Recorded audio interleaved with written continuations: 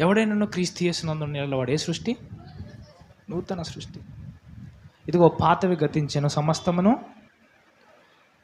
Hello hello hello sisters and brothers, చూడాల 2 కొరింథీయులకు రాసిన పత్రిక 5వ అధ్యాయం 17వ వచనం. ఈ స్క్రిప్చర్ అరిగిపోయిన రికార్డ్ లా చెప్తున్నా నేను. కాగా ఎవడైనను క్రీస్తునందున్న ఎడల వాడు నూతన సృష్టి. కాగా ఎవడైనా క్రీస్తు యేసునందున్న ఎడల వాడు ఏ సృష్టి అంట? నూతన సృష్టి. పాతవి గతించెను, ఇదిగో క్రొత్తవాయెను. పాతవి ఏమైపోయినాయంట? గతించెను, ఇదిగో క్రొత్తవాయెను. ఈ నూతన సృష్టి ఎక్కడొచ్చిందండి? శరీరంలోనా, ఆత్మలోనా? ఆత్మలో. అంటే ఈ నూతన సృష్టి ఎలాగొచ్చిందంటే, నీ ఆత్మలో దేవుడు నూతనమైన జీవాన్ని ఇచ్చాడు కాబట్టి నీలో నూతన సృష్టి వచ్చింది. హల్లెలూయా.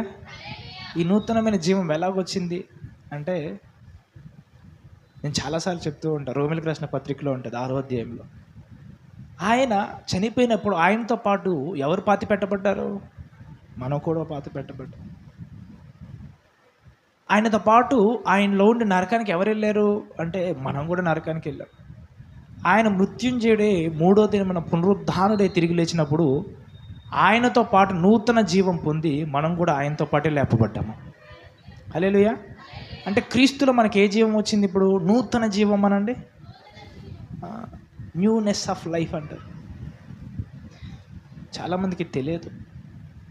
రోమిలకు రాసిన పత్రిక 6వ అధ్యాయము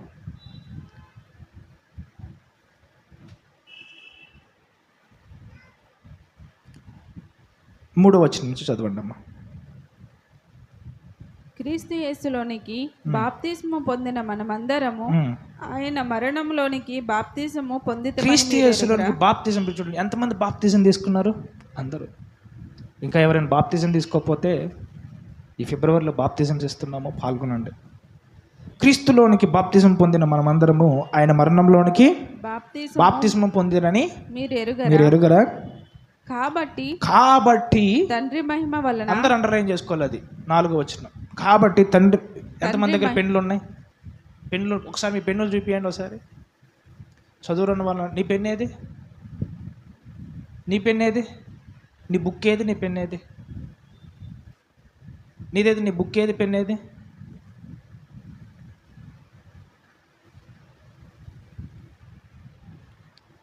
చదవండి అమ్మా. కాబట్టి తండ్రి మహిమ వలన క్రీస్తు మృతులలో నుండి ఎలాగూ లేపబడెనో అలాగే మనమును నూతన జీవం పొందిన వారమే. అలాగే మనం కూడా ఏ జీవం పొందిన వారమే? యేసుక్రీస్తుతో పాటు లేపబడ్డప్పుడు నువ్వు ఏ జీవం పొందావంట? నూతన జీవం అనండి. అంటే ఒకవేళ నువ్వు పాత జీవాన్ని పొందితే దాంట్లో గొప్ప ఏముంది? నువ్వు ఎలా పడితే అలా జీవించవచ్చు నీ పాత జీవితం అయితే. అయితే ఈ నూతన జీవం ఎందులో ఉందంటే జ్ఞానంలో అనండి.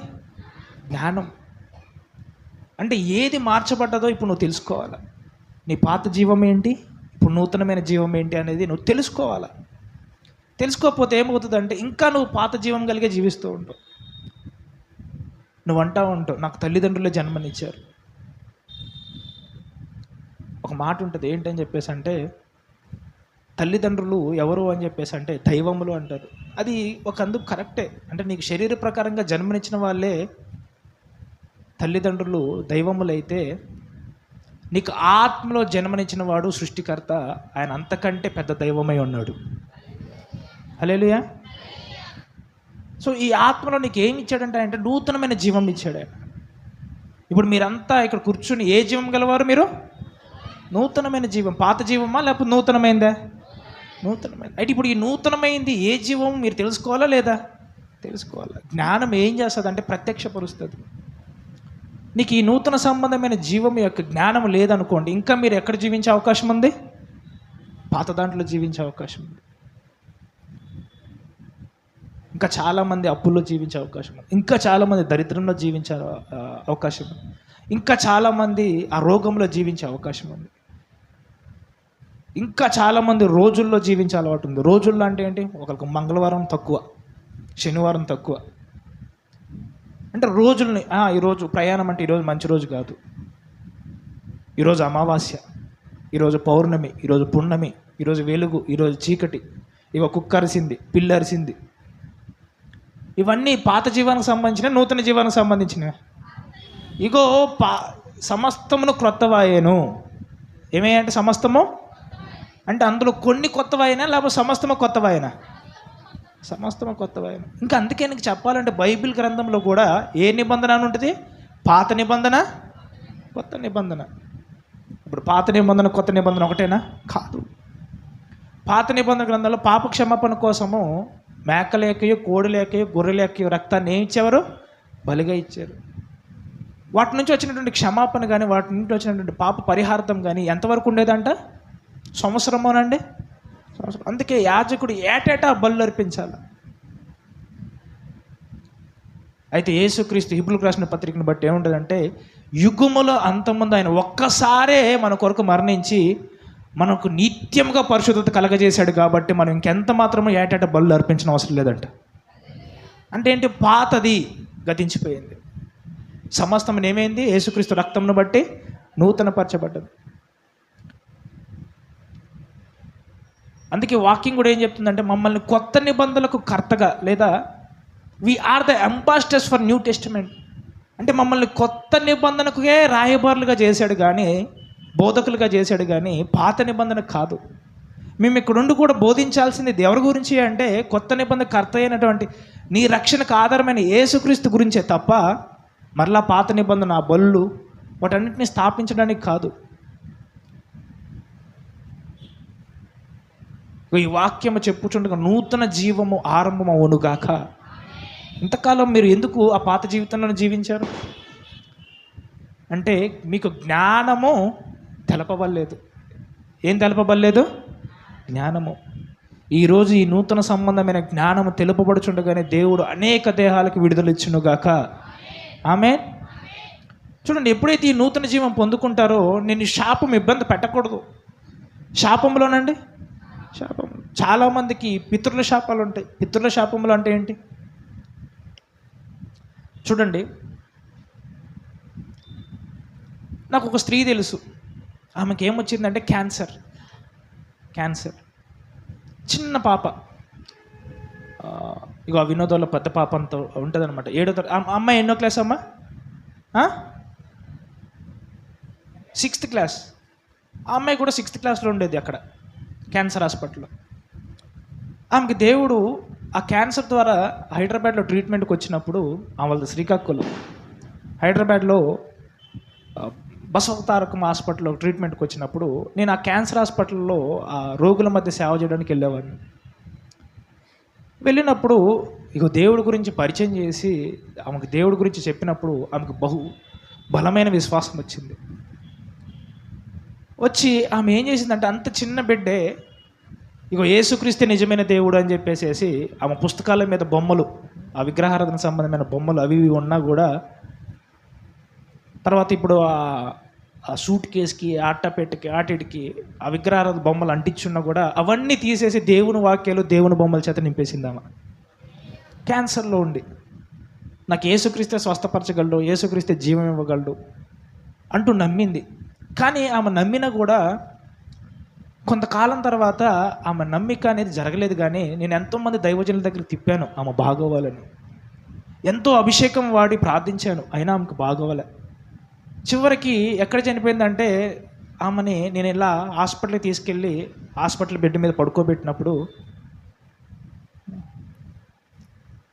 ఆమె నా చేతిలో ఇలా ఉండి ఏం చెప్తుందంటే, నేను పరలోక రాజ్యం దేవుని చూడడానికి వెళ్ళిపోతున్నా అని చెప్పేసి చనిపోయింది. చంటి బిడ్డ. నాకు ఎంత బాధేసిందంటే, చాలా బాధేసి నేను నేర్చుకుంటూ, దేవుడా ఎందుకు ఇలా పర్మిషన్ ఇచ్చావు? నిన్ను నమ్మిన బిడ్డే కదా, ఆమెకు జీవాన్ని ఇవ్వచ్చు కదా, నీ ఎంతో విశ్వాసం ఉంచింది కదా ఆ బిడ్డ, ఆమెకి ఎందుకు జీవం రాలేదు అని చెప్పేసి నేను దేవుని ప్రశ్నించడం స్టార్ట్ చేశాను. నాకు దేవుడు అంటే కొద్దిగా చేదు వచ్చేసింది.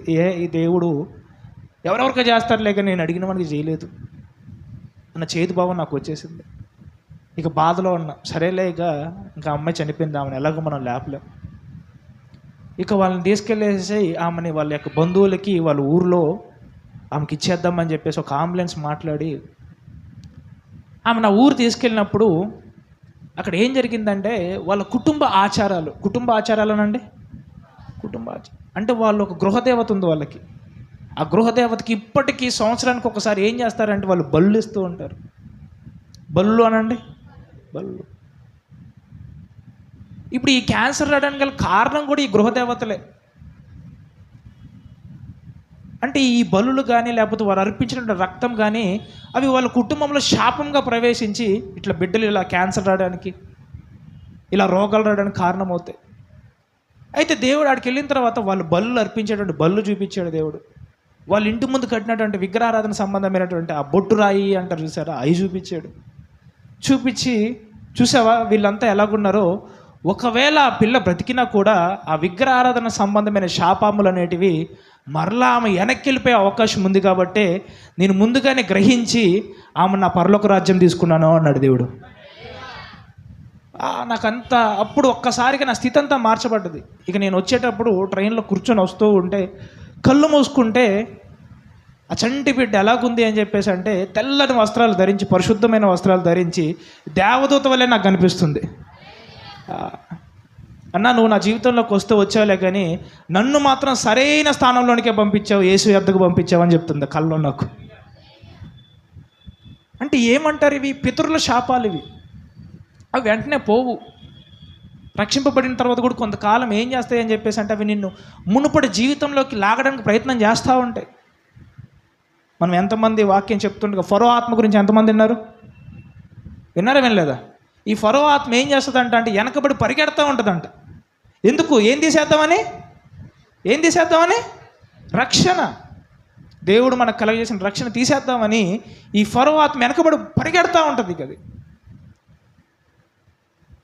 వాళ్ళని నేను ఎందుకు విడిచిపెట్టాను చూడండి. అన్ని అద్భుతాలు చేసి దేవుడు నేను విడిపించిన తర్వాత కూడా చూడండి ఆ ఆత్మ ఎట్లాంటి ఆత్మ అంటే కఠినమైన ఆత్మ, మొండి కలిగిన ఆత్మ, అది మొండితత్వం. అది ఎన్ని అద్భుతాలు చేశాడు దేవుడు, లెక్కలేని అద్భుతాలు చేసి ఆశ్చర్య కార్యాలు చేసిన తర్వాత కూడా దేవుడు వారు కలగజేసిన ఉగ్రతను బట్టి, తీర్పును బట్టి వారు ఇశ్రాయేలు ప్రజలను విడిచిపెట్టిన తర్వాత వాళ్ళు వెళ్ళిపోయిన తర్వాత కూర్చుని ఏడుస్తున్నారంట. ఎందుకు ఏడుస్తున్నారు?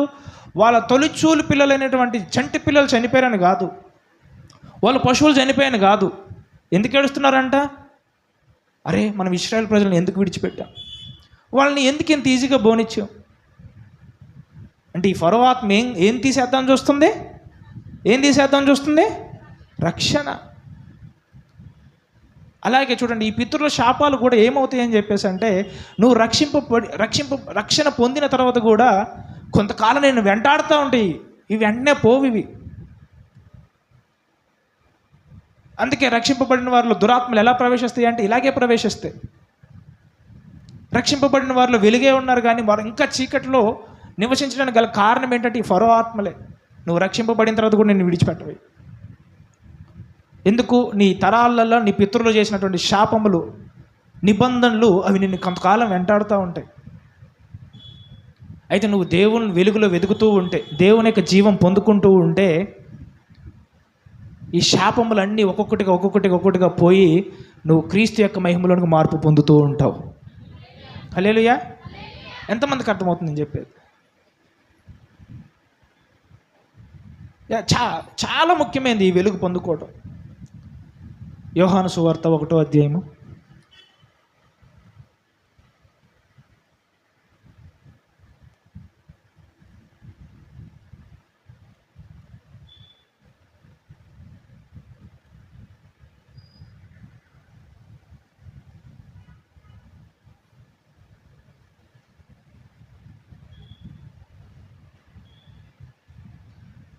1వ వచనం చదవండి అమ్మా. ఆది యందు ఏముండెను? వాక్యం ఉండెను. 4వ వచనం చదవండి. ఆయనలో జీవముండెను. ఆయనలో ఏముందంటే ఇప్పుడు అంటే వాక్యంలో ఏముంది? జీవము. నీ వాక్యమే నన్ను బ్రతికించును అంటే ఈ వాక్యంలో ఏముండబట్టది మనం బ్రతికిస్తుంది? జీవం. బాధల్లో అది మనకి ఏం కలగజేస్తుందంట? నెమ్మది. మనం అందుకే పాడుతూ ఉంటాం, నీ వాక్యమే నన్ను బ్రతికించును. బాధల్లో ఏం కలగజేస్తుంది? అది నెమ్మది కలగజేస్తుంది అంటాం. అంటే వాక్యంలో ఏముండబట్టి నెమ్మది కలగజేస్తుంది? జీవం. ఈ వాక్యంలో ఉన్న జీవం నువ్వు కూడా పొందుకుందువు గాక. చదవండి అది 4వ వచనం. ఆయనలో అంటే వాక్యములు ఏముండెనంట? జీవం ఉండెను. ఆ జీవము మనుషులకు ఏమైందంట? వెలుగు. ఎప్పుడైతే దేవుని యొక్క వాక్యంలోనికి వచ్చి నువ్వు ఆ వాక్యాన్ని స్వీకరిస్తూ ఇలా వాక్యం వింటున్న కొద్దీ నీలో ఏం పెరుగుతుంది? జీవము. ఈ జీవము నీ జీవితంలో ఎలాగ మారుతుంది? వెలుగుగా మారుతుంది. అంటే వాక్యము జీవమైంది, జీవము నీకేమవుతుంది? వెలుగుగా మారుతుంది.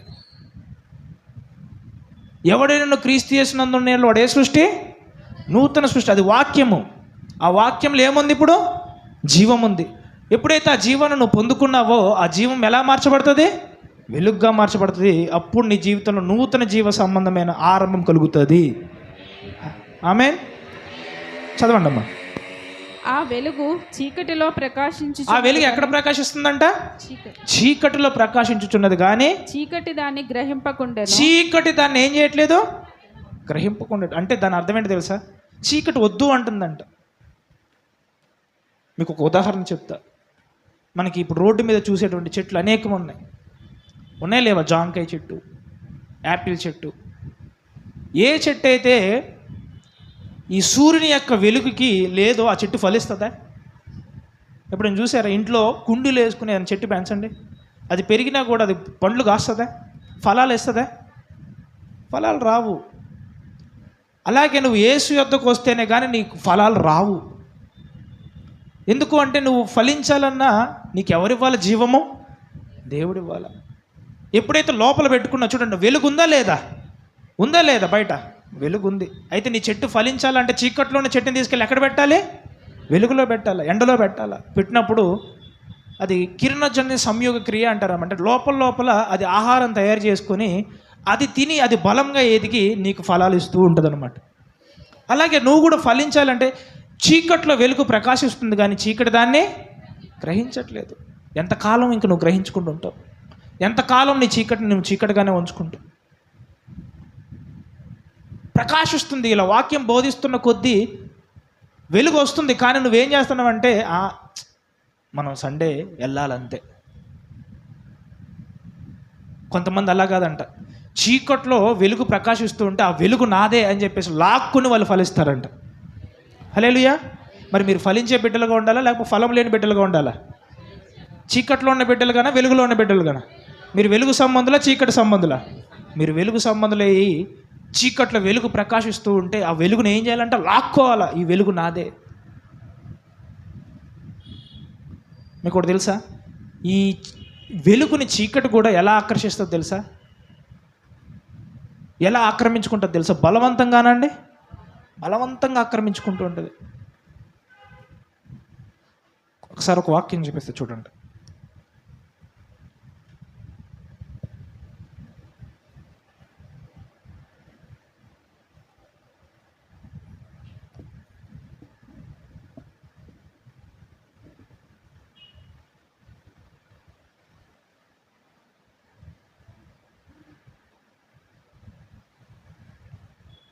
మత్తయి సువార్త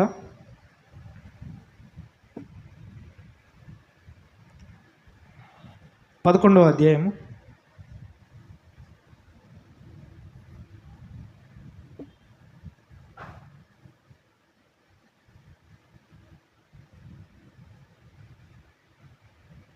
12వ వచనం చదవండి. మత్తయి సువార్త 11వ అధ్యాయం 12వ వచనం. బాప్తిసం ఇచ్చి యోహాను దినములు మొదలుకొని ఇప్పటి వరకు పరలోక రాజ్యము బలత్కారముగా పట్టబడుచున్నది. పరలోక రాజ్యం ఎలా పట్టబడుతుందంట? బలత్కారంగానండి.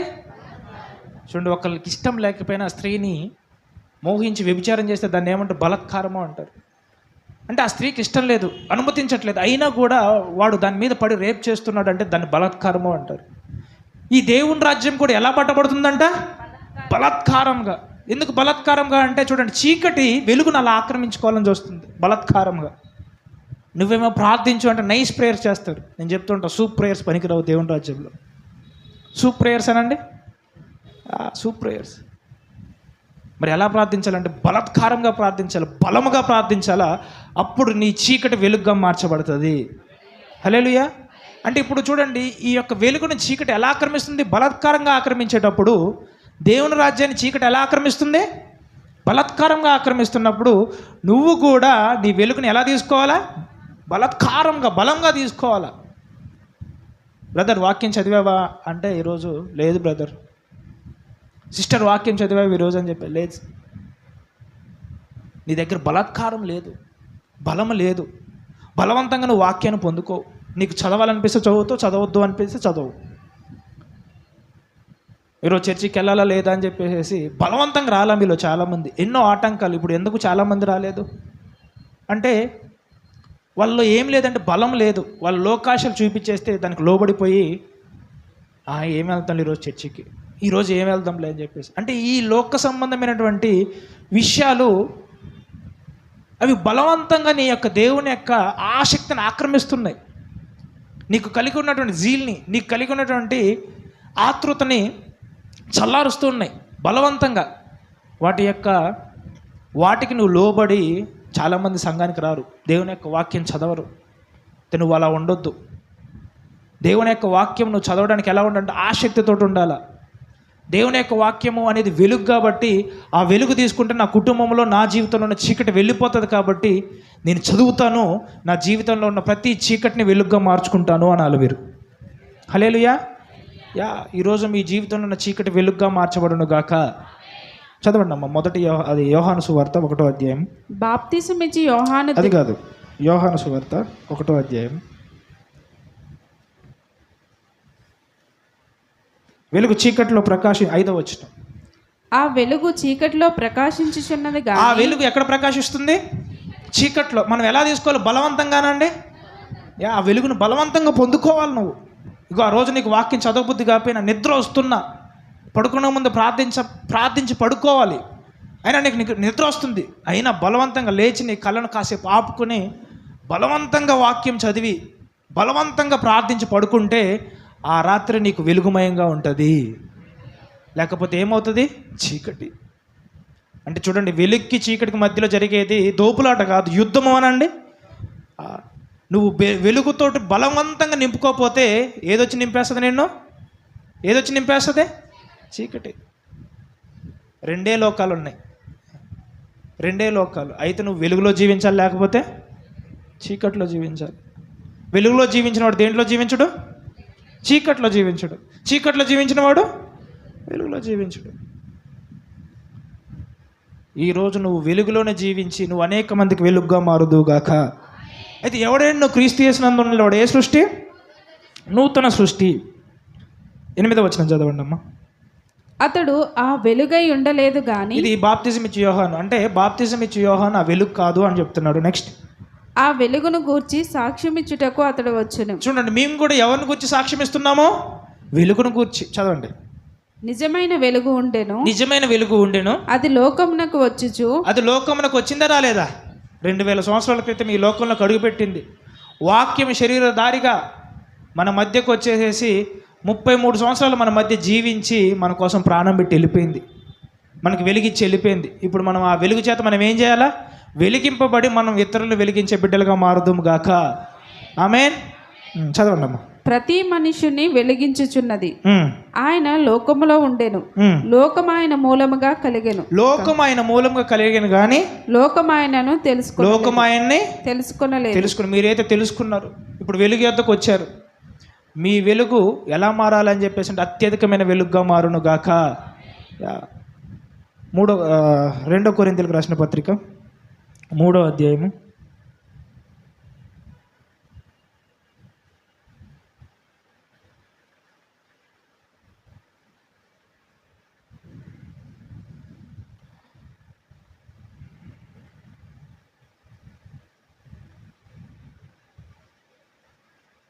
17వ వచనం నుంచి.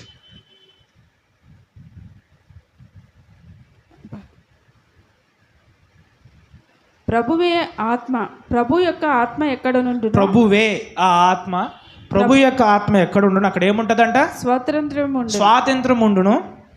మనమందరమును ముసుకులేని ముఖముతో ప్రభు యొక్క మహిమను అద్దము వలె ప్రతిఫలింపచేయును. నువ్వు దేవుడి దగ్గరికి వస్తే ఏం పొందుకుంటావు అంటే మహిమ అనండి, వెలుగు అనండి. ఆ వెలుగు నీకు ఎలా మారుతుంది అంటే మహిమగా మారుతుంది. ఈ మహిమ నీకు వచ్చింది అని చెప్పేసి అంటే ఈ లోకంలో జ్యోతి వలన వెలిగింపబడవచ్చు. ఈ లోకంలో నేను గుర్తిస్తారు. చూడండి, బెల్లం ఉన్న దగ్గర ఏముంటాయి అంటారు? ఏముంటాయి? ఈగలు, ఇంకోటి కూడా ఉంటాయి, చీమలు. అవునా? నిన్ను ఒకటి తిట్టట్లేదు, నేను నీ గురించి ఎవడు తిట్టుకోవట్లేదు అని చెప్పేసి నీ దగ్గర ఏం లేనట్టు? వెలుగు లేనట్టే. వెలుగు సంబంధులు చీకటి సంబంధులు ఏం చేస్తారని ఉంది వాక్యంలో? ద్వేషిస్తారని ఉంది. నిన్ను ఎవరు ద్వేషించట్లేదు, అందరు ప్రేమిస్తున్నారంటే నీ వెలుగును ఒకసారి నువ్వు చెక్ చేసుకో. పక్కన వాళ్ళకి చెప్పండి, నీ వెలుగును ఒకసారి చెక్ చేసుకో అని చెప్పాలా. నీ వెలుగును ఒకసారి చెక్ చేసుకో అని చెప్పండి. ఎందుకు అంటే అందరు నిన్ను ఏం చేస్తున్నారు? ప్రేమిస్తున్నారు. అయితే వెలుగు సంబంధాలు చీకటి సంబంధాలు ఏం చేస్తారు? ద్వేషిస్తారు. అయితే నీ దగ్గర వెలుగు లేకపోయేసరికి నీ దగ్గర ఎవరు నేను ద్వేషించట్లేదు. నువ్వు అనేక మంది చేత ద్వేషింపబడదు గాక. ఆమె ఏం చెప్తలేదు? ఆటోమేటిక్గా జరిగిపోతుంది అది తెలుసా. వెలుగు నీలో పెరుగుతుందంటే చీకటి సంబంధాలు ఏం చేస్తారు? ద్వేషిస్తారు. అది బైబిల్లో ఉంది, నేను చెప్పేది కూడా కాదు. ఎందుకు బ్రదర్ ఇప్పుడున్న గొడవలు సరిపోవా అంటారా? ఇప్పుడే నా పక్కింటి దాంతో నేను ఆగలేకపోతున్నా, మళ్ళీ కొత్త ద్వేషాలు ఎందుకని చెప్పేసి అంటారా? వారు ద్వేషించినా నువ్వు ప్రేమించుదు గాక. ఆమేన్. ఎందుకు వాళ్ళు ఎందుకు ద్వేషిస్తున్నారంటే ఒక కారణం ఉంది. నీ దగ్గర ఏముండబట్టి? వెలుగు ఉండబట్టి. వెలుగు సంబంధుల్ని ఎవరు ద్వేషిస్తారు? చీకటి సంబంధులు ద్వేషిస్తారు. అందుకే నువ్వు యేసుక్రీస్తునందు కొత్తగా రక్షింపబడ్డప్పుడు ఎవరు ఒప్పుకోరు. తల్లిదండ్రులు ఒప్పుకుంటారా? ఒప్పుకోరు. నువ్వేదో తెలియని కులదేవాన్ని కాకుండా వేరే దేవాన్ని నమ్ముకున్నావు. నువ్వు రానివ్వరు యేసయ్య దగ్గరికి. అందుకే దేవుడు ఏమన్నాడంటే కొంతకాలం వారిని విడిచి నన్ను వెంబడించేవనుకో వాళ్ళు కూడా నీ వశం చేయబడతారని వాక్యం చెప్తుంది. అంటే ఎవరైతే యేసుక్రీస్తుని నమ్మి యేసుక్రీస్తు కోసం తల్లిదండ్రులను విడిచిపెట్టి బంధువులను విడిచిపెట్టి అన్నీ త్యాగం చేసి యేసుక్రీస్తుని పొందుకుంటారో వారిలో ఏం పొందుకుంటారంట? వెలుగు. ఆ వెలుగు ఒకప్పుడు వాళ్ళకే వెలుగిచ్చే వెలుగుగా మారుతుంది. హల్లెలూయా. అందుకే కొంతకాలం వచ్చేటువంటి శ్రమలను బట్టి భయపడమాకు. కొంతకాలం యేసయ్యను వెంబడించడానికి భయపడమాకు. తుదకు వారంతా నీ దగ్గరకు వచ్చి వారు నీకే లోబడుదురుగాక. అయితే నువ్వు చేయాల్సింది ఏంటి? నీ వెలుగు నువ్వు పెంచుకోవాలా. ఇప్పుడైతే ఏమంటున్నారు వాళ్ళు? ఎందుకు పోతుందో ఏమో, చర్చికి నిండా ముసుగు గొప్పుకుని పోతుంది. సాక్రమెంట్ అంటే తెల్లబట్టలు వేస్తుంది, ఏదో భర్త చచ్చిపోయినాక గాజు లేదు, బంగారం లేదు. ప్రార్థన కొడుకులంటే ప్రతిదానికి పోతుంది. ఏం చేశాడు అమ్మ దేవుడు? నీ పేరు ఏం చేశాడంటే దేవుడు జీవగ్రంథం మందు రాసేసాడు. హల్లెలూయా. ఆయన వాక్యం విని నువ్వు ఆయన వాక్యం గైకున్నావు కాబట్టి ఆయన జీవం నీలోకి వచ్చింది. ఆయన జీవం నీలోకి రాబట్టి నీ పేరు ఎక్కడ లిఖింపబడ్డదంటే సియోన్లోనండి, సియోన్లో. అందుకే నువ్వు ఎక్కడికి వెళ్తావు తెలుసా? చనిపోయినా యేసయ్య దగ్గరికి వెళ్తావు. యేసుక్రీస్తు రాకల్లో వచ్చినప్పుడు కూడా ఒకవేళ నువ్వు బ్రతుకున్న నువ్వు రెప్పపాటును మార్చబడి ఎక్కడికి వెళ్తావు? నువ్వు సియోన్కి వెళ్తావు. ఇది వాళ్ళకి ఏం తెలుసు? వాళ్ళు ఏమనుకుంటారు తెలుసా? ఈ భూమే అంతం అనుకుంటారు వాళ్ళు. ఈ భూమి మీద ఉన్నటువంటి జీవితమే శాశ్వతం అనుకుంటారు. ఆ 60-70 సంవత్సరాల జీవితమే శాశ్వతం అనుకుంటారు. తెలియదు వాళ్ళకి యుగములు దేవుడు నీ కోసం మంచి జీవాన్ని దాచిపెట్టాడని. అది తెలిసిన వారు ఎవ్వరు యేసయ్యను తృణీకరించరు. హల్లెలూయా. అయితే నువ్వు యేసుక్రీస్తుని పొందుకున్నావు. గొప్ప విషయం ఏంటంటే యేసయ్యను నమ్మినందుకు ఆశీర్వాదాలు వెంబడిస్తాయి. కానీ అన్నిటికంటే ముఖ్యమైనది తెలుసా? జీవపు వెలుగు నీలోనికి వచ్చి దేవుడు నీకు నిత్య జీవం ఇవ్వడం ద్వారా నీ పేర్లు జీవగ్రంథంలో రాసేసాడంట. హల్లెలూయా.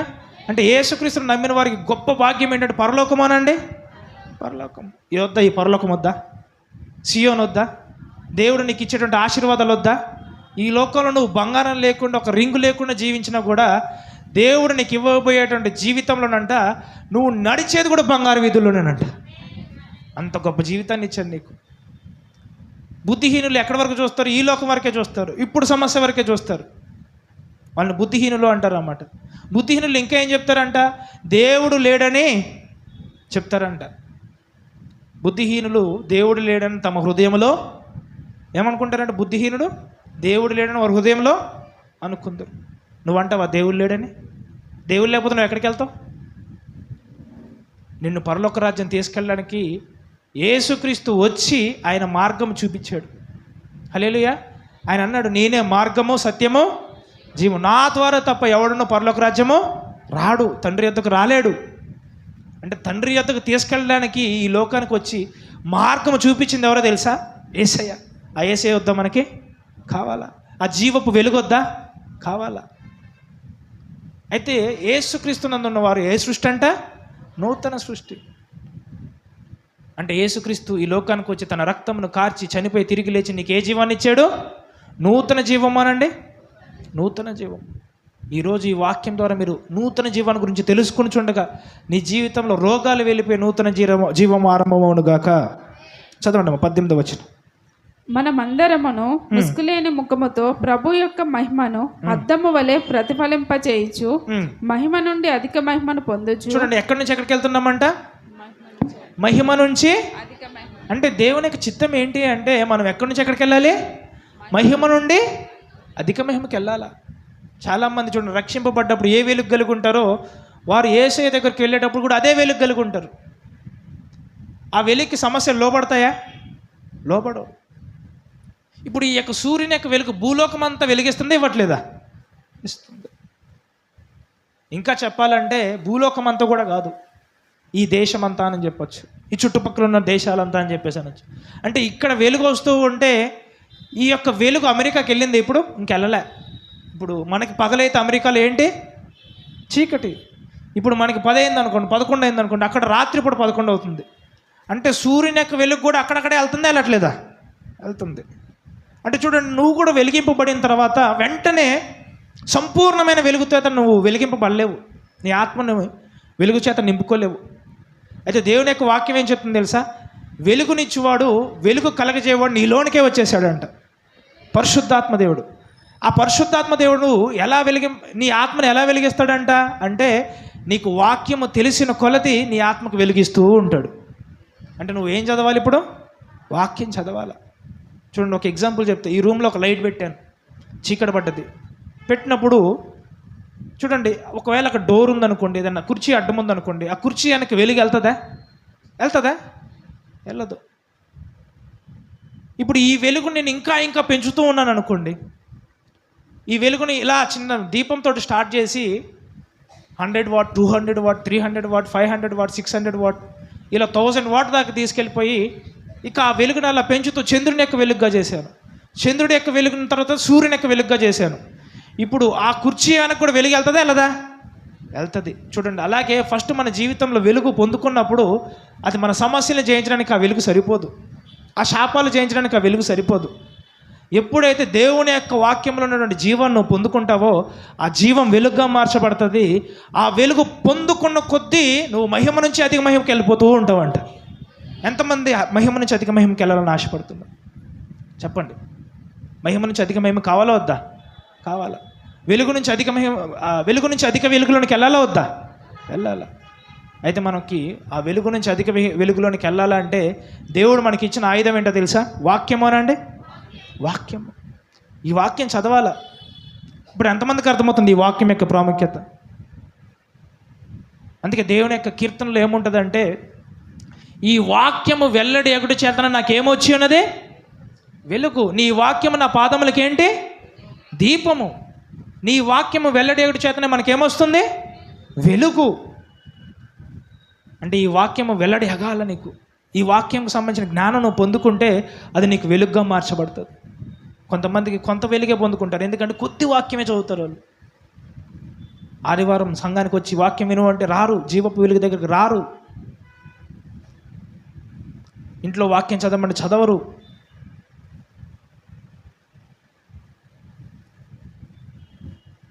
అయితే నీ యొక్క వాక్యం నీ దేహంలో ఉన్న ప్రతి అవయవమును వెలిగించునుగాక, జీవమిచ్చునుగాక. హెబ్రీయులకు రాసిన పత్రిక 4వ అధ్యాయము.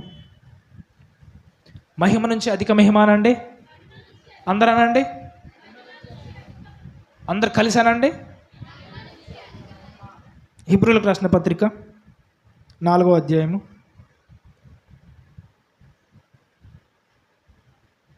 12వ వచనం. ఎందుకనగా దేవుని వాక్యము సజీవమై బలము గలదై రెండంచుల గల ఎటువంటి ఖడ్గము కంటేను వాడిగా ఉండి. దేవుని వాక్యం సజీవమై అంటే ఏంటి? దాంట్లో ఏముంది? జీవము అనండి. అంటే ఇప్పుడు వాక్యంలో ఏముంది? అందుకే అది సజీవమైంది వాక్యము.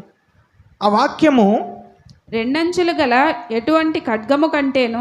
వాడిలో ఉన్నటువంటి కత్తి కంటే కూడా వాక్యం పొందునేందంట.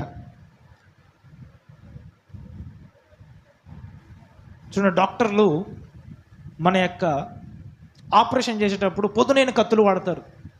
అది ఎట్లా అంటే చాలు ఇంకంతే, నీ చేతి నరాలు కూడా కట్ అయిపోతాయి, అంత పొదును ఉంటుంది దానికి. కానీ దేవుని యొక్క వాక్యం ఏం చెప్తుందంటే ఆ పొదును కంటే కూడా దేవుని యొక్క వాక్యమే పొదునైందంట. హల్లెలూయా. నువ్వు దానికి ఎంత సానబెట్టినా కూడా ఎంతో కొంత లోపం ఉంటుంది కత్తికి. ఈ వాక్యానికి అటువంటిది కాదు, దేవుడు సానబెట్టినటువంటి వాక్యం ఇది. ఇది ఏం చేస్తుంది తెలుసా? ఎక్కడెక్కడికి దూరిద్దండి, చదవండి.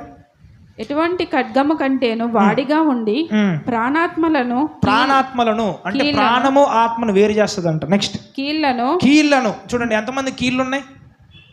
చేతి కీళ్ళు, కాళ్ళ కీళ్ళు, ఎముకలు, కీళ్ళు, భాగాలు ఎంతమందికి ఉన్నాయి? ఒకవేళ లేకపోతే నువ్వు దెయ్యానివి, మనిషి కాదు. చేయకపోతే దెయ్యానివి.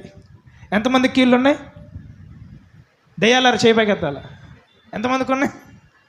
అందరికీ కీళ్ళు ఉన్నాయా లేవా? అంటే ఈ వాక్యం ఎక్కడెక్కడికి దూరిద్దంటే కీళ్ళల్లోనికి పోతుందంట. ఎంతమంది కీళ్ళు నొప్పులు ఉన్నాయంటే ఇలా చెప్తారు. ఏం నొప్పి అంటే కీళ్ళు నొప్పి. ఇక్కడ ఎందుకు కీళ్ళ నొప్పి అంటే ఒకవేళ ఈ వాక్యాన్ని నువ్వు పొందుకున్నట్లయితే ఈ వాక్యం సజీవమై కీళ్ళలోనూ కూడా వెళ్తుందంట. హల్లెలూయా. ఇప్పుడు కీళ్ళ నొప్పులు రావచ్చా? మోకాళ్ళ నొప్పులు అనొచ్చా? నడుము నొప్పులు అనొచ్చా? అందుకే ఎందుకు వాక్యం ఎక్కడ దాకా వెళ్ళాలి? కీళ్ళలోనూ కూడా వెళ్ళాలా. చదవండి అమ్మా. మూలుగా ఎంతమందికి మూలుగు ఉంది? బోన్ లోపల ఏముంటుంది? మూలుగా. దేవుని యొక్క వాక్యం ఎక్కడికి వెళ్తుందంట? మూలుగులోకి కూడా వెళ్తుంది. చదవండి.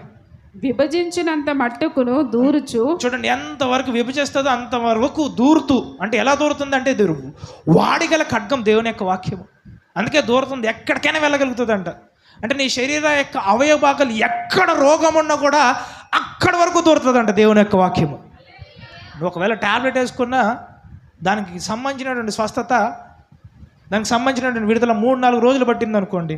ఒక జ్వరం పోవడానికి 1 వారం పట్టింది. చూడండి, ఇక్కడ దెబ్బ తగిలింది అనుకోండి, ఆటోమేటిక్గా చూడండి, గట్టి దెబ్బ తగిలి నొప్పి వస్తే నొప్పితో పాటు జ్వరం కూడా వస్తుందా రాదా? ఆ నొప్పి తగ్గితే జ్వరం కూడా పోతుంది. అంటే ఆ నొప్పి తగ్గి ఆ జ్వరం పోవడానికి నీకు 3 రోజులు టైం పట్టిద్దేమో. ఒకవేళ దేవుని యొక్క వాక్యాన్ని కనుక నువ్వు స్వీకరించి ఆ జీవాన్ని పొందుకుంటే అది దూరి ఎక్కడైతే రోగం ఉందో అక్కడ స్వస్థత ఇచ్చేస్తుందంట. అంటే దేవుని యొక్క వాక్యంలో ఏముంది? స్వస్థత, విడుదల. చదవండి అమ్మా. హృదయం యొక్క తలంపులను ఆలోచనలను శోధించుచున్నది. ఈ మందు ఎక్కడ దొరుకుతుంది? ఈ మందు ఎక్కడ దొరకదు. హృదయం యొక్క ఆలోచనలు కూడా శోధించుచు, తలంపులను ఆలోచనలను శోధించుచున్నది. చూడండి, నాకు ఒక పేషెంట్ తెలుసు, డిప్రెషన్ అనండి, నిరుత్సాహం అనే రోగం అనమాట. అంటే ప్రతి చిన్నదానికి నిరుత్సాహం వచ్చేసి డిప్రెషన్లోకి వెళ్ళిపోతుంది ఈమె.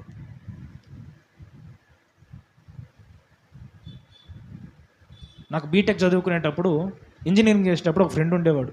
వాడి పేరు చారి, ఆదిత్యాచారి. అయితే ఏం చేశాడు అంటే వాడికి ఒక రోగం వచ్చింది, డిప్రెషన్. ఇప్పుడు మనం ఏం చేస్తామంటే అన్నం తినేటప్పుడు చేయి కడుక్కున్న తర్వాత లాస్ట్కి వచ్చేసి ఏంటంటే ఒక కుర్చీ మీద కూర్చుని ఇలా కుర్చీ పట్టుకున్నాం అనుకో, ఓకే, ఈ అన్నం తినే ముందు కుర్చీ పట్టుకున్నా అని చెప్పి మళ్ళీ పోయి చేయి కడుగుతాడు. ఇప్పుడు ఒకవేళ కడగలేదనుకో దీని గురించి కూడా డిప్రెషన్లోకి వెళ్ళిపోయాడు.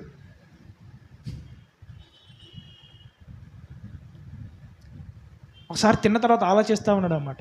ఏం ఆలోచిస్తున్నారా అని చెప్పేసి అన్నాడు. అయితే ఫస్ట్ నేను అన్నం తినే ముందు చేయి కడుక్కున్నా, వచ్చి కుర్చీని పట్టుకున్నా, మళ్ళీ అన్నం తినేసా, ఇప్పుడు నాకేమన్నా ఇద్దా అని ఆలోచిస్తున్నా అంటాడు. మీరైతే అలా కాదు, పప్పులో రాళ్ళు వచ్చినా మింగేస్తారు, పప్పులో మట్టి ముద్దలు వచ్చినా కూడా మింగేసేటువంటి సామర్థ్యం మీకు ఉంది. హల్లెలూయా. అంటే చిన్నదానికి కూడా డిప్రెషన్ అనమాట, చిన్నదానికి డిప్రెషన్. టీచర్ ఏదో తిట్టింది, ఏదో అరిసింది, డిప్రెషన్. హోంవర్క్ చేయలేదు, కాలేజీకి వెళ్ళేదాకా డిప్రెషన్. కాలేజ్ అయిపోయి ఆ టీచర్ వచ్చేసి దాని గురించి ఏదో ఒకటి తేలేదాకా డిప్రెషన్. అట్లాంటి రోగం ఉండేదన్నమాట. సో మరి దీనికి మందుల కోసం అని చెప్పి డాక్టర్ దగ్గరికి వెళ్తే ఏ ట్యాబ్లెట్ ఇచ్చారు తెలుసా? దీన్ని నయం చేయడానికి ఏ ట్యాబ్లెట్ లేదు, నిద్రపోవడానికి ట్యాబ్లెట్ ఇచ్చారు. ఏం పోవడానికి? నిద్రపోవడానికి. ఎందుకు నిద్రపోవడానికి చెప్పండి?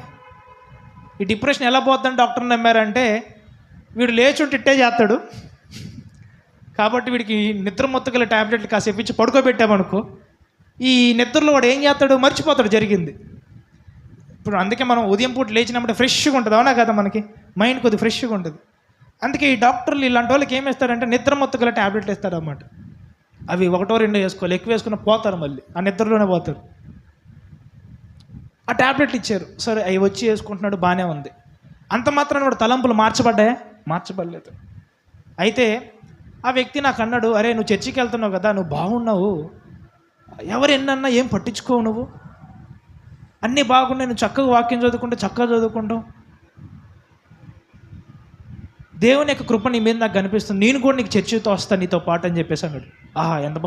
ఎంత గొప్ప భాగ్యం అని చెప్పేసి ఆ వ్యక్తిని నేను చర్చికి తీసుకెళ్ళడం స్టార్ట్ చేశాను. ఈ వ్యక్తి నాకు బైబిల్లో కొన్ని ప్రశ్నలు వేస్తూ ఉండేటోడు అనమాట.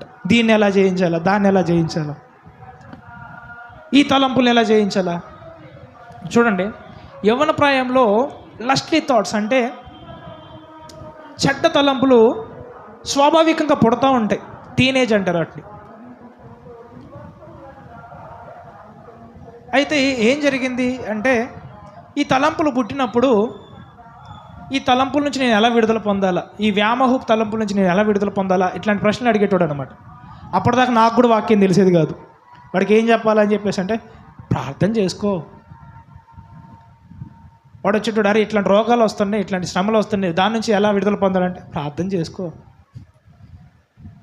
అరే టీచర్ తిట్టినప్పుడు నాకు డిప్రెషన్ వస్తుంది, నాకు మహా కోపం వస్తుంది, ఈ కోపం నుంచి నేను ఎలా విడుదల పొందాలని చెప్పేసి అంటే ప్రార్థన చేసుకో.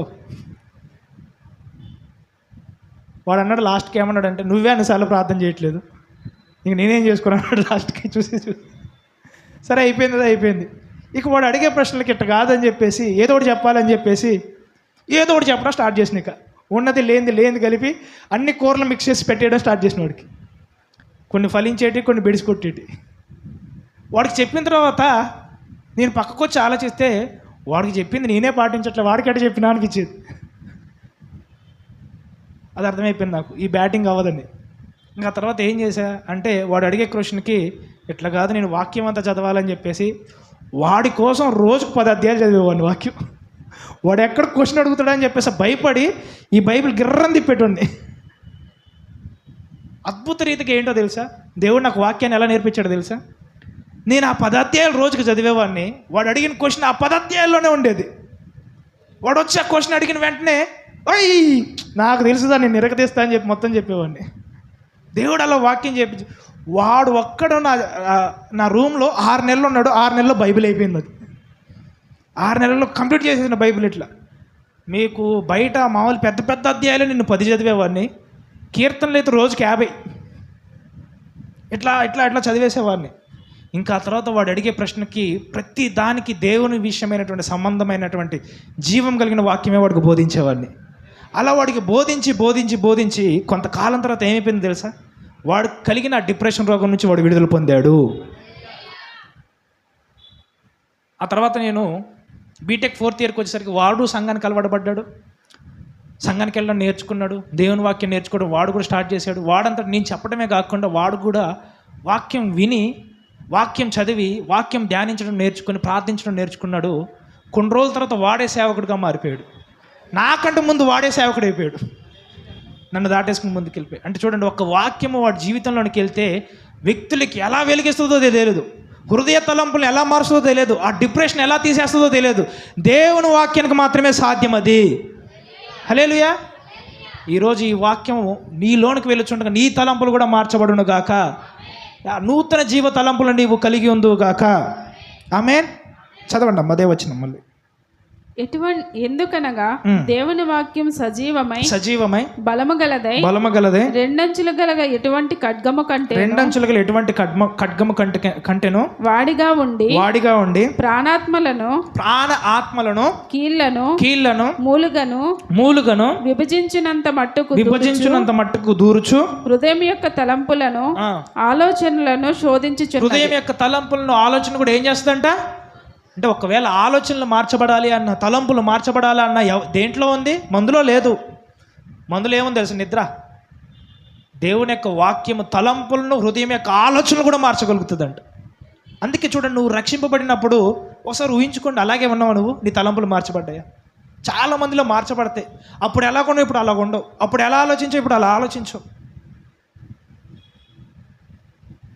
నేను చూడండి ఫస్ట్ రక్షణ పొంది ఫస్ట్ బాప్తిజం పొంది పైకి వచ్చిన తర్వాత మొత్తం మారిపోయినాయి అనుకున్నా. ఏం మారలా, అయ్యే బూతులు, అవే చెడు మాటలు, అయ్యే తలంపులు, అలాగే ఉంది జీవితం. అరే ఏం మారలేదేంటి, నేను బాప్తిజం పొందుకున్నాను, నీటిలో మునిగానే, నూతన జీవం కలిగి లేపబడ్డానే అంటే దేవుడు వాక్యం చెప్పింది, ఇగో ఈ జ్ఞానాన్ని, ఈ వాక్యం నువ్వు పొందుకున్నట్లయితే నీ తలంపులు కూడా మార్చబడతాయి అప్పటి నుంచి నా తలంపులు మార్చున్నంతగా దేవుని యొక్క వాక్యాన్ని నేను స్వీకరించాను. ఈరోజు దేవుని యొక్క వాక్యం వల్ల మీ తలంపులు కూడా మార్చబడును గాక. ఆమేన్, ఆమేన్.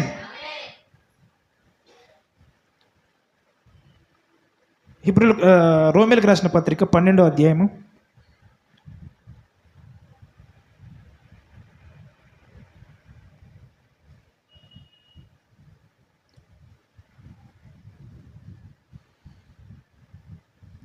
2వ వచనం చదవండి. మీరు ఈ లోక మర్యాదను అనుసరింపక ఉత్తమమును అనుకూలమును సంపూర్ణమునై ఉన్న దేవుని చిత్తమేదో పరీక్షించి తెలుసుకున్నట్లు మీ మనసు మారి నూతన మగుట వలన రూపాంతరం పొందిడి. మీరు ఈ లోక మర్యాదను అనుసరింపక, ఏ మర్యాదను అనుసరించొద్దు? ఇది ఏంటి అంటే పాతకాల జీవితం, ఇది లోక మర్యాద. చూడండి, చాలా ఉన్నాయి లోక మర్యాదల్లో చెప్పాలంటే. ఇంకా పాతవి గతించలే చాలామందిలో. ఇప్పటికీ ఆ వారాల పేర్లు ఎత్తుతూ ఉంటారు. ఈ వారం మంగళవారం. ఈ లోక మర్యాదను అనుసరింపక ఉత్తమమును అనుకూలమును. చూడండి, దేవుడు 7 రోజులను సృజించినప్పుడు ఆ 7 రోజులను ఏమన్నాడు తెలుసా? మొదటి రోజు సృష్టించినప్పుడు సోమవారం లేదా ఆదివారం సృష్టించినప్పుడు ఈ రోజు మంచిది అన్నాడు. అలా సోమవారం సృష్టించినప్పుడు సోమవారం కూడా మంచిది అన్నాడు. ఏ రోజుని తక్కువ చేయలేదు, ఏ రోజుని ఎక్కువ చేయలేదు. అన్నిట్లో దేవుడు సమానమైన కృపనే పెట్టాడు. పెట్టలేదా? పెట్టాడు. కానీ మరి మీరు వారాలు ఎందుకు ఎంచుతారు? ఈరోజు బయటకు పోతే యాక్సిడెంట్ అవుతాయి. ఎవడైనా బయటికి వెళ్ళేటప్పుడు పిల్లి అరితే పోడు అసలు బయటికి, అంతే. లోపలికి వచ్చి తూ తూ తూ అని చెప్పేసి ఊదేసి మిరపకాయలు గిర్రని తిప్పిపోతాడు బయటకు. పాత మర్యాద ఇదంతా. పాత మర్యాద అనండి, పాత మర్యాద. చాలామందిలో పాత క్రియలు పోవు, ఇంకా పాత తత్వం పోదు. అది మీ తాతల దగ్గర నుంచి అలాగే వస్తుంది, మీరు అలాగే పాటిస్తూ ఉంటారు. ఈ లోక మర్యాదను మీరు అనుసరింపక ఉత్తమమును అనుకూలమును సంపూర్ణమై ఉన్న దేవుని చిత్తం మీద పరీక్షించి తెలుసుకున్నట్లు. ఏం చేయాలంటే పరీక్షించి తెలుసుకోవాలి. ఫస్ట్ ఏం చేయాలంటే నీ తలంపులు మార్చబడాలి అన్నా, నీవు నూతన జీవంలో అడుగు పెట్టాలన్నా ఫస్ట్ ఏం చేయాలో తెలుసుకోవాలా. పాతదేంటి, క్రొత్తదేంటి, దేవుడు నాకు ఇచ్చినటువంటి నూతన జీవంలో ఏముంది, పాత జీవంలో ఏముంది తెలుసుకుని ఒకవేళ నూతన జీవంలో ఎలా బయలుపరిస్తే ఆ ప్రకారమే మీరు చేయుదురుగాక. చదవండి అమ్మా. పరీక్షించి తెలుసుకుని మీ మనసు మార్చుకోవాలి. ఏం చేయాలి తర్వాత? నెక్స్ట్ నూతన మగుట వలన రూపాంతరం పొందుడి. మీ మనస్సు మారి నూతన మగుట వలన ఏం పొందాలి? రూపాంతరత పొందాలి. మీరు కూడా మీ మనస్సులను మార్చుకుని రూపాంతరత పొందుదురుగాక. చాలామందిలో మనసులు మారవు. ఎందుకు మారవు అని చెప్పేసి అంటే ఆ వాక్యము మార్చేంతగా తీసుకోరు. ఈరోజు ఈ యొక్క వాక్యం మీ తలంపులను మార్చునుగాక. నూతన జీవం గలవారని మీరు తెలుసుకోవాలా. ఇంకా 2 వచనాలు చూపిస్తే చూడండి మీకు.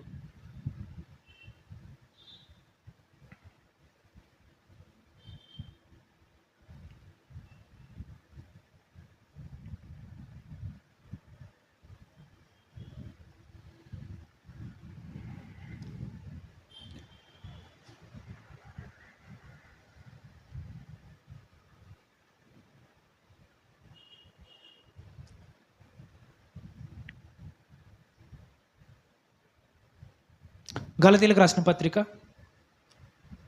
4వ అధ్యాయము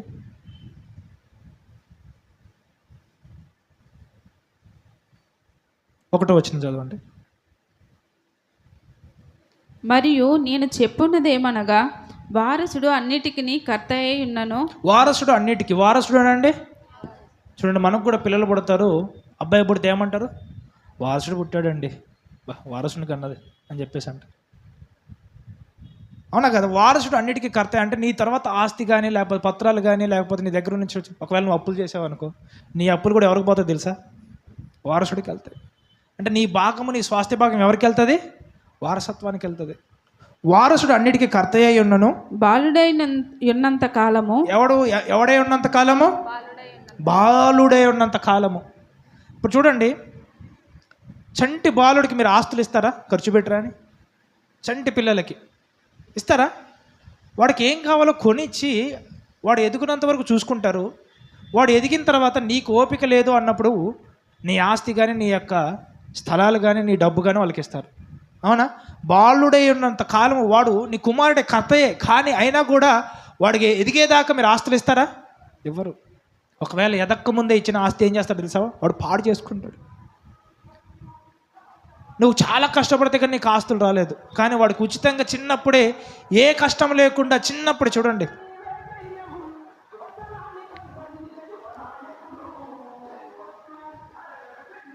ఒకసారి ఏమైందంటే మేము హైదరాబాద్లో స్టార్ హాస్పిటల్కి వెళ్ళాం. ఒక యవనస్తుడు, అన్నీ ఉన్నాయి, ఆస్తుపాస్తులు బాగున్నాయి, చక్కగా ఉన్నాయి. అయితే ఒక రిపోర్ట్ వచ్చింది, అర్జెంటుగా ఒక వ్యక్తి యాక్సిడెంట్ అయింది, మీరు వచ్చి కొద్దిగా ప్రార్థన చేయండి అని చెప్పేసి మేము పోతే, ఆ వ్యక్తి అంట బీటెక్ ఇంజనీరింగ్ చదువుతూ కాలేజీకి వెళ్తూ ఉండగా మితిమీరిన వేగంతో ఏ లారీనో దేనో గుద్దాడు, ఏ స్తంభాన్నో గుద్దాడు, లేదా కింద పడ్డాడో తెలియదు. హెల్మెట్ లేదు, బండి ఏమో కొత్తది, చాలా చాలా వేగంగా వెళ్ళే బండి కొనిచ్చారు తల్లిదండ్రులు, ఆస్తులు ఉన్నాయి కదా అని. ఏమైపోయింది, యాక్సిడెంట్ అయిపోయేసరికి అర్జెంటుగా ఒకటా అంబులెన్స్లో తీసుకుని వచ్చారు. తర్వాత ఆ గుండెల మీద కొట్టారు, అన్నీ చేశారు, సిలైన్లు పెట్టారు. ఎన్ని ప్రయత్నాలు చేసినా ఆ అబ్బాయికి ఏం రాలేదు తెలుసా? జీవం రాలే. ఆ అబ్బాయి చనిపోయాడు. అయినా కూడా వాళ్ళ పేరెంట్స్ ఏమంటున్నారంటే, ఒకవేళ కొన ప్రాణమైన మిగిలిపోయి ఉందేమో, కొద్దిగా ప్రార్థన చేయండి, బ్రతికితే బ్రతికాడు, లేకపోతే లేదు, మన విశ్వాసం అయితే దేవుని యందు ఉంచుదామని చెప్పేసి అంటూ ఉన్నారు. అయితే ఆ అబ్బాయికి వాళ్ళకి ఆస్తులు ఉన్నాయి, పాస్తులు ఉన్నాయి అని చెప్పేసి ఏం కొనిచ్చారు? ఒక బండి కొనిచ్చారు, ఇంకా వయసు రాకముందే. అలాగే చూడండి, మనకి వారసుడు కూడా అన్నిటికీ కర్తయ్య ఉన్నను, వాడికి వయసు రాకముందే మనం ఏదైనా కొనిచ్చినా ఏమవుతుందో తెలుసా? వాడు పోగొట్టుకుంటాడు. ఒకవేళ అది వాడికి నాశనం తీసుకురావచ్చేమో, వాడి జీవాన్ని కోల్పోయేటట్టు చేయొచ్చేమో. తప్పిపోయిన కుమారుడు కూడా బైబిల్లో ఉన్నాడా లేడా? వాడు ఏం చేశాడు? ఆస్తి అంతా తీసుకెళ్ళి దుర్వ్యాపారం అంత ఖర్చు పెట్టేసి మొత్తం పోగొట్టుకుంటాడు, వ్యభిచారం అనేది. ఈ వ్యక్తి కూడా ప్రాణం పోయేసరికి చూడండి, ఆస్తుపాస్తులు ఉగ్రత దినమందు లేదా మరణ దినమందు అక్కడికి రావు కొన్నిసార్లు. అందుకే దేవుడు నీకు ఎలా ఇద్దాం అనుకుంటున్నాడు అంటే, నువ్వు ఎదిగిన తర్వాత ఇద్దాం అనుకుంటున్నాడు. నీ పిల్లలకు కూడా నువ్వు ఎప్పుడు ఇద్దాం అనుకుంటావు? ఎదిగిన తర్వాత, ఎదక్కముందా? ఎదిగిన తర్వాత. ఒకవేళ తొందరపడి ముందుగానే ఇచ్చేసేవానికి ఏమవుతాయి చెప్పండి? వాళ్ళ ప్రాణాలకి ప్రమాదమా కాదా? ప్రమాదం. అయితే దేవుని యొక్క ఆశీర్వాదాలు కూడా దేవుడు ఎప్పుడు ఇస్తా అంటున్నాడు తెలుసా? ఎదిగిన తర్వాత, ఎదక్కముందా? ఎదిగిన తర్వాత. నువ్వు జీవంలో ఎదిగిన తర్వాత, వెలుగులో ఎదిగిన తర్వాత, మహిమ నుంచి అధిక మహిమకి వెళ్తావు అంటే, ఏ మహిమకి తగిన ఆశీర్వాదాల్లో దేవుడు ఆ మహిమకి ఇస్తూ ఉంటాడు. నీ జీవితంలో కూడా ఏ మహిమకు తగిన ఆశీర్వాదాలు ఆ మహిమలోకి ఇచ్చునుగాక. ఒకవేళ నీ లెవెల్ ఇంతే ఉందా, దేవుడు ఆ ఆశీర్వాదమే ఇస్తాడు. నీకు 100 రూపాయలు సరిపడే ఆశీర్వాదమే ఆత్మలో ఉందా, నీకు ఎంత ఇస్తాడు దేవుడు? 100 రూపాయలే ఇస్తాడు. ఒకవేళ నీకు 100 అనే ఆశీర్వాదం ఉంది, 200 అనే ఆశీర్వాదం ఇచ్చాడు, ఏమైపోతుంది? అది నిన్ను పాడు చేస్తుంది. అందుకే దేవుడు సరైనటువంటి సమయం రాకుండా ఏది ఇవ్వడు, సిద్ధపాటు లేకుండా దేవుడు ఏమీ ఇవ్వడు. ఈరోజు నువ్వు జీవితంలో సిద్ధపడగా దేవుడు గొప్ప ఆశీర్వాదంతో నిన్ను నింపునుగాక. చదవండి అమ్మా వాక్యం. బాలుడై ఉన్నంత కాలము అతనికి దాసునికి ఏ భేదమును లేదు. బాలుడై ఉన్నంత కాలం అంటే చిన్న బిడ్డ వాడు ఉన్నంత కాలము వాడికి దాసుడికి ఏ భేదము లేదు. ఆ తండ్రి చేత నిర్ణయింపబడిన దినము వచ్చే వరకు అతడు సంరక్షకుల యొక్కయు గృహ నిర్వాహకుల యొక్కయు ఆధీనములో ఉండును. అటువలే మనమును బాలురమై ఉన్నప్పుడు లోక సంబంధమైన మూలపాఠములకు, చూడండి, అటువలే మనము బాలురమై ఉన్నప్పుడు లోక సంబంధమైన మూలపాఠములకు లోబడి దాసులమై ఇంటిమి. చూడండి, ఏ పాఠములకు లోబడి ఉన్నాం మనం? పిల్లలకు ఉన్నంత వరకు లోక సంబంధమైన పాఠాలు. ఇప్పుడు చెప్పండి, ఎందుకు మీలో లోక సంబంధమైన పాఠాలు పోవట్లేదు? ఎందుకు మీ జీవితంలో లోక సంబంధమైన కార్యాలు పోవట్లేదు? మీరు ఎవరు? బాలురు అనండి, పసిపిల్లలు అనండి. పసిపిల్లలు. ఇప్పుడు ఈ పసిపిల్లలు ఏమవ్వాలి తెలుసా? పిల్లలు అవ్వాలి, చిన్న పిల్లలు అవ్వాలి. పసిపిల్లలు అంటేనేమో పుట్టినవారు, పిల్లలు అంటేనేమో కొద్దిగా చదువుకునే ఎల్కేజీ, యూకేజీ, 1వ తరగతి నుంచి ఒక 10వ తరగతికి వేసుకోండి. ఆ 10వ తరగతి దాటితే ఏమంటాం? వాళ్ళని యవ్వనస్తులు అంటారు. యవ్వన ప్రాయం కూడా దాటిన తర్వాత ఏమంటామని చెప్పేసి అంటే తండ్రులు అంటాము. తండ్రుల స్థాయి కూడా దాటిన వాళ్ళని ఏమంటాం? ఇంకా లాస్ట్కి 60 సంవత్సరాలు దాటితే ఏమంటారు? మీకు ఏమవుతుంది లాస్ట్కి? గవర్నమెంట్ దగ్గర నుంచి ఏమొస్తుంది? ఏ పెన్షన్ అంటారు దాన్ని? వృద్ధాప్య పెన్షన్ అంటే మీరు ఎవరు ఆ తర్వాత లాస్ట్కి? వృద్ధులు. అంటే దేవుడు కూడా ఎప్పుడు ఇస్తా అంటున్నాడు ఆశీర్వాదాలు అని చెప్పేసి అంటే కొద్దిగా ఎదిగిన తర్వాత. పసిపిల్లలుగా ఉన్నప్పుడు ఇస్తున్నాడా? ఇవ్వడు.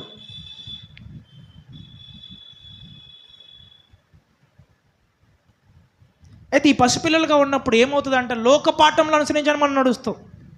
ఎవడేది చెప్తే అదే. పాలు పొంగించాలా? పొంగించేద్దాం. ఇల్లు ఇక్కడ కట్టాలా? అక్కడే కట్టించేద్దాం.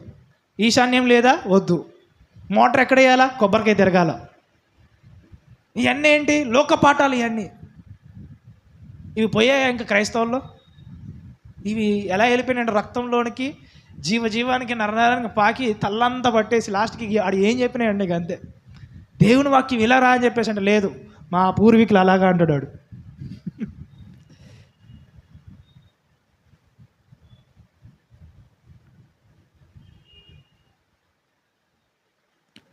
ఆరో వచనం చదవండి అమ్మ. 4వ అధ్యాయం 6వ వచనం నుంచి.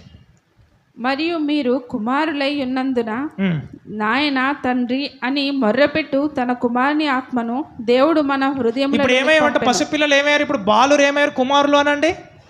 కుమారులు. ఈ కుమారులు ఏం చేస్తారంటే పసిపిల్లలు మొరపెడతారా? ఒకవేళ పసిపిల్లలకి ఏదైనా కడుపులో నొప్పి, గ్యాస్ట్రిక్ ప్రాబ్లం కానీ ఏమైనా వచ్చిందని చెప్పేసి వాళ్ళు ఏడుస్తారు కానీ చెప్తారా? అయితే నువ్వే తెలుసుకుంటావు, అరే పసిపిల్లడికి ఏదో అయింది, కడుపులో నొప్పి వస్తుందేమో అందుకే అట్లా ఏడుస్తున్నాడు, ఆకలి ఇస్తుందేమో అందుకే ఏడుస్తున్నాడు అని చెప్పి తెలుసుకుంటావు. కానీ కుమారుల యొక్క వయసుకు వచ్చేసరికి నాయన తండ్రి అని దేవుడికి మొరపెడతాడంట. అంటే కుమారులు వచ్చేసరికి ఏంటి అని చెప్పేసి వాడు చెప్పగలిగే స్థాయికి వస్తాడు. చదవండి. మరియు మీరు కుమారులై ఉన్నందున నాయన తండ్రి అని మొర్రపెట్టు తన కుమారుని ఆత్మను దేవుడు మన హృదయంలోనికి పంపెను. కాబట్టి నీవిక దాసుడవు కాదు. ఫస్ట్ ఏమన్నాడు? దాసుడికి నీకు ఏ సంబంధమో.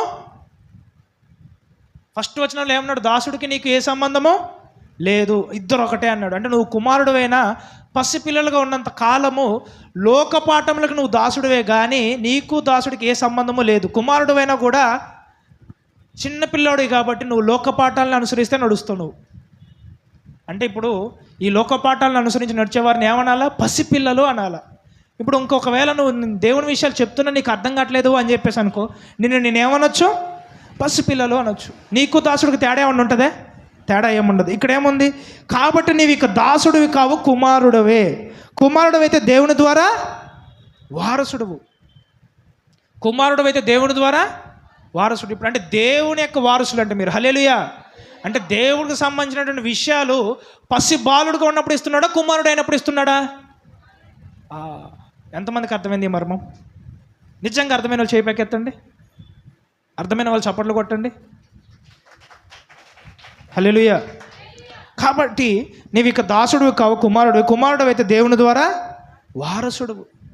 అంటే ఇప్పుడు నీకు ఏ తత్వం వచ్చింది? కుమారుడు అయిన తర్వాత ఏమొచ్చింది? వారసత్వం వచ్చింది. అంటే ఇప్పుడు తండ్రి యొక్క ఆస్తిని, ఐశ్వర్యాన్ని అనుభవించే హక్కు కుమారుడికి వస్తుందా రాదా? వస్తుంది. ఎప్పుడు? కుమారుడికైనప్పుడు, పసిబాలుగా ఉన్నప్పుడు కాదు. అంటే ఇప్పుడు నువ్వు లోకాశల నుంచి, లోక సంబంధమైన మర్యాద నుంచి విడిపింపబడొచ్చా? విడిపింపబడలేవా? విడిపించబడొచ్చు.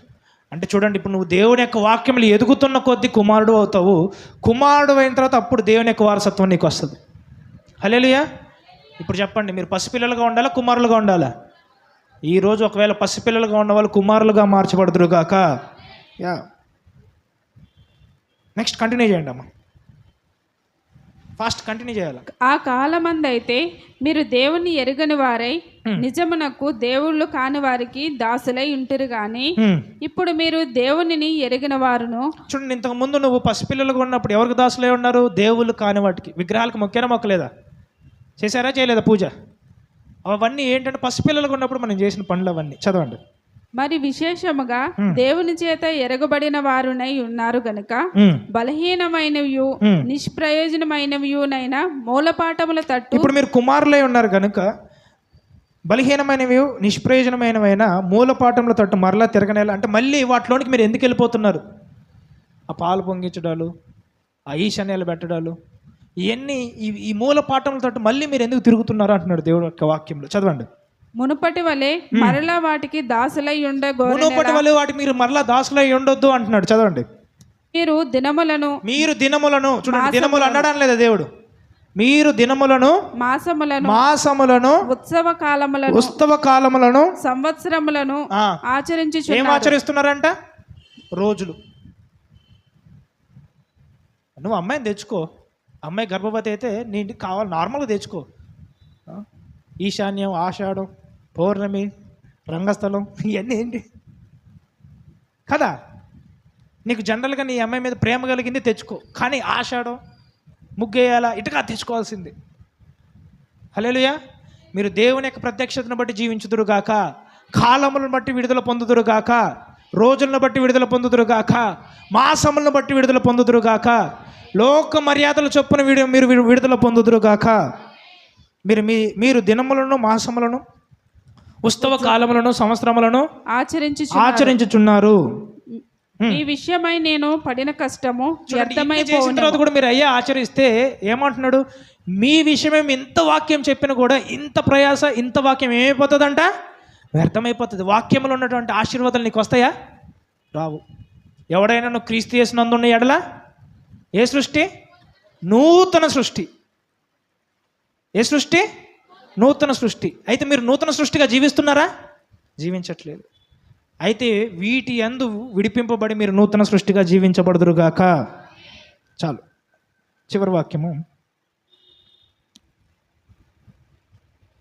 1 కొరింథీయులకు రాసిన పత్రిక 5వ అధ్యాయం 7వ వచనం. మీరు పులిపిండి లేని వారు గనుక క్రొత్త ముద్ద అవుటకై ఆ పాతదైన పులిపిండిని తీసి పారవేయండి. ఆ పాతదైన పులిపిండిని ఏం చేయాలంట? తీసి అంటే పాతది ఏం చేయాలి? మనము పాతది ఏం చేయాలా? పారేయాల. చాలామందికి వేస్ట్ చేయడం ఇష్టం ఉండదు. చదవండి, మళ్ళీ చదవండి.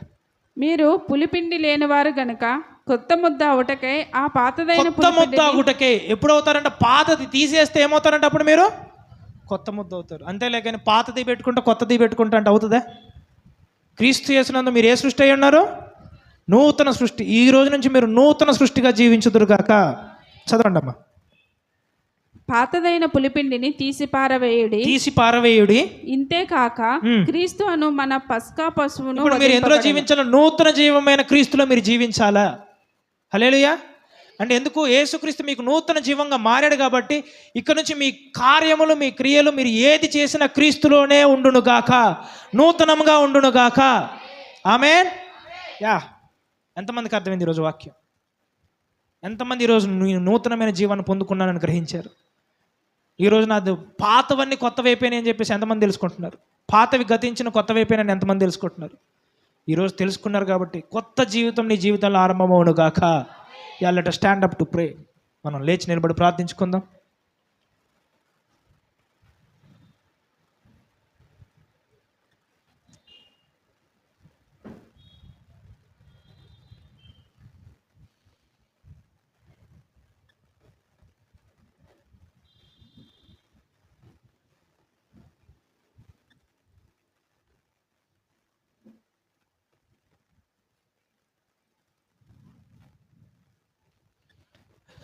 Let us stand up.